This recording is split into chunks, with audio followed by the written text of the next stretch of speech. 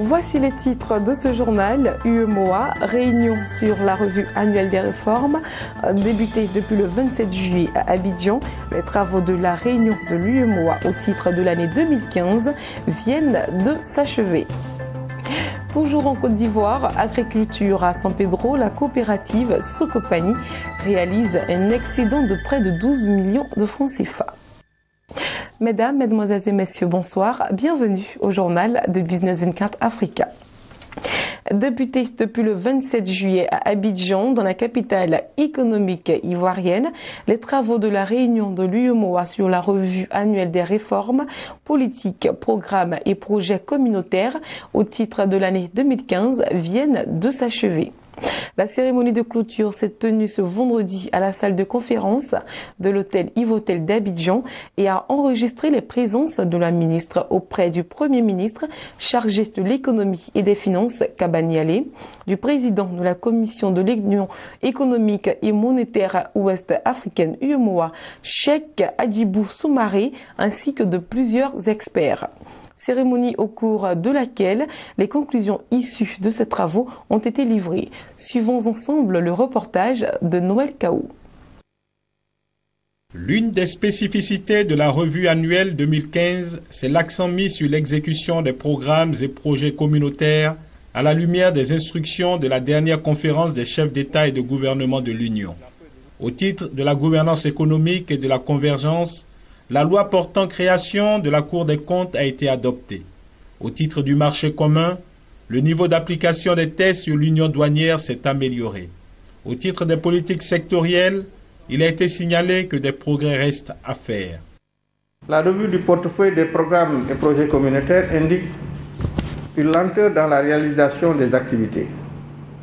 Cette situation est essentiellement imputable aux lourdeurs dans les procédures administratives et financières, notamment en matière de passation de marchés publics. À cet effet, la revue annuelle 2015 recommande, pour plus d'efficacité, la mise en place d'un mécanisme de suivi plus rapproché.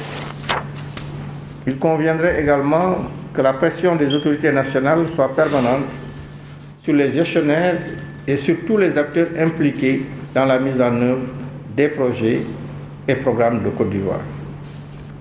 Vous conviendrez avec moi que les programmes et projets offrent plus de visibilité sur l'action de la Commission au profit des populations et permettent de mieux appréhender les réalisations du gouvernement en leur faveur à travers l'appui financier de l'UEMOA. C'est pourquoi il apparaît nécessaire de renforcer les actions visant à accélérer la réalisation des actions concrètes sur le terrain. Je puis vous assurer, Madame le ministre, que la Commission, pour sa part, mettra tout en œuvre pour accompagner la Côte d'Ivoire et ce, dans l'intérêt des populations. Pour la ministre ivoirienne auprès du Premier ministre chargé de l'économie et des finances, cette deuxième revue se présente à la fois comme un défi et une opportunité. Le défi a trait au fait de savoir si nous avons pu maintenir notre honorable rang de la revue de 2014. Tandis que l'opportunité nous est offerte de partager avec les experts de la commission de l'UEMOA les difficultés relatives à la transposition et l'application effective de certains textes communautaires. Cette deuxième revue comporte une innovation de taille, celle de l'évaluation de la mise en œuvre effective des projets financés par la commission de l'UEMOA en Côte d'Ivoire. Cette évaluation vise à permettre d'apprécier le niveau de réalisation des différents projets et d'en identifier toutes les contraintes qui entravent leur bonne exécution. Je voudrais déjà me réjouir des résultats des travaux du comité technique de la revue, dont les conclusions sont contenues dans le mémorandum soumis à notre appréciation, et féliciter les membres de ce comité pour la qualité de leurs travaux. L'Union économique et monétaire ouest-africaine, UEMOA, qui regroupe 8 pays de l'Afrique de l'Ouest, dont le Bénin, le Burkina Faso, la Côte d'Ivoire, la Guinée-Bissau, le Mali, le Niger, le Sénégal et le Togo, est une organisation ouest-africaine qui a comme mission la réalisation de l'intégration économique des États membres. La commission de l'UEMOA exerce en vue du bon fonctionnement et de l'intérêt général de l'Union le pouvoir d'exécution délégué par le Conseil des ministres. Elle exécute le budget et transmet à la conférence et au Conseil des recommandations et avis qu'elle juge utiles à la préservation et au développement de l'Union. Le siège de la Commission est à Ouagadougou, au Burkina Faso. Le comité interparlementaire, quant à lui, préfigure le Parlement de l'Union qui sera chargé du contrôle démocratique des organes de l'Union. Son siège est à Bamako, au Mali. Toujours en Côte d'Ivoire, allons maintenant à San Pedro.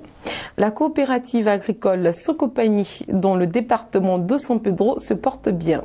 Il ressort de l'Assemblée générale de cette coopérative que Sokopani a réalisé un excédent de 12 millions de francs CFA. C'était en présence du sous-préfet de Doba et des partenaires du monde agricole. Un reportage de Kone Mamadou et le commentaire de Lawani Babatunde. Gagny, localité située dans la sous-préfecture de Doba, dans le département de San Pedro, a servi de cadre récemment à l'Assemblée générale ordinaire de la Société coopérative agricole de Gagny. C'était en présence du sous-préfet de Doba, M. Alex Harvey Nguessan, et les différents partenaires du monde agricole, notamment le Conseil du café cacao et la Direction régionale de l'agriculture de San Pedro. Dans les rapports moraux et financiers présentés respectivement par le président du conseil d'administration, M. Ramdi Gaston, et le directeur M.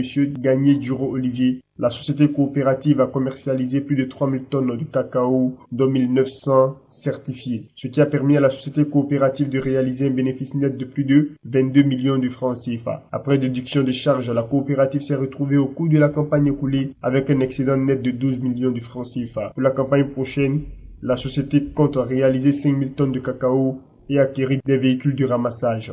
Au chapitre des difficultés, ils ont déploré l'état dégradé des pistes et l'insécurité permanente sur les pistes.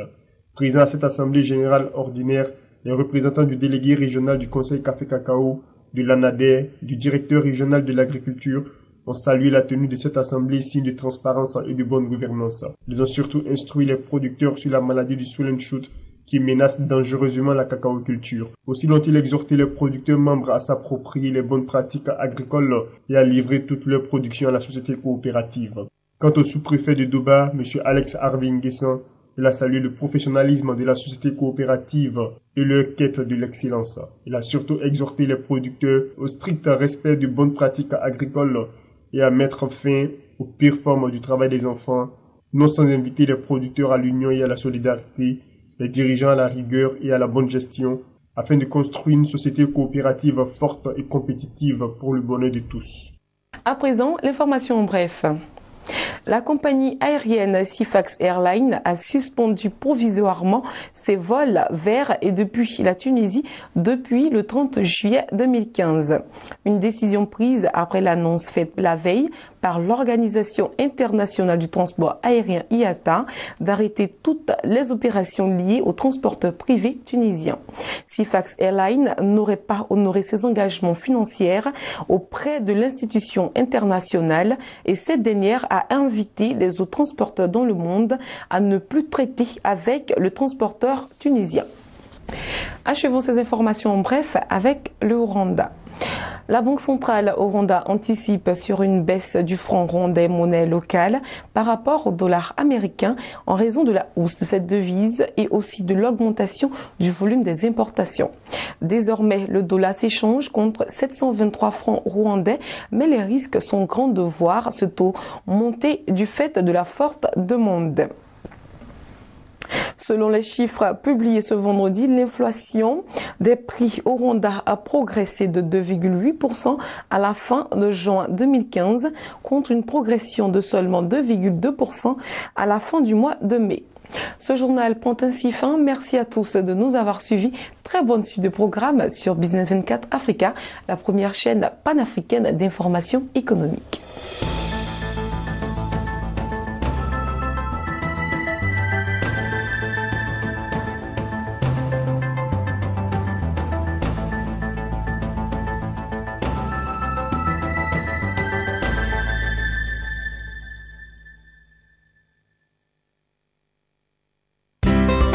Toute l'économie africaine et internationale sur Business 24 Africa.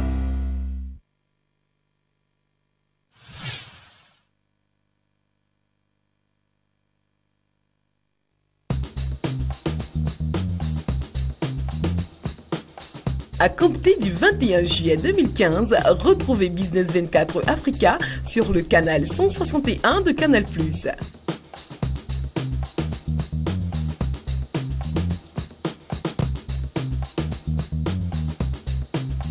Business 24 Africa au cœur de l'émergence africaine. Madame, messieurs, bonjour. Bienvenue et merci de suivre Business Matin.